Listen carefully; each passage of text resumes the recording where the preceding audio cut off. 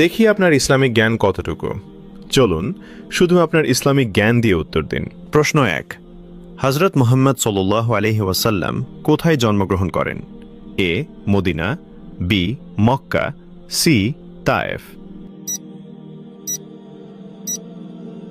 সঠিক উত্তরটি হবে অপশন বি মক্কা। প্রশ্ন 2, হযরত মুহাম্মদ সাল্লাল্লাহু আলাইহি ওয়াসাল্লাম তার পিতার নাম কি ছিল? এ আব্দুল্লাহ, বি আবু তালিব, সি হামজা। সঠিক উত্তরটি হবে অপশন এ আব্দুল্লাহ। প্রশ্ন 3, হযরত মুহাম্মদ সাল্লাল্লাহু আলাইহি ওয়াসাল্লাম তিনি কত বছর বয়সে নবুয়াত লাভ করেন? এ 30 বছর, বি 40 বছর, সি 50 বছর। উত্তরটি জানার আগে ভিডিওটি শেয়ার করুন।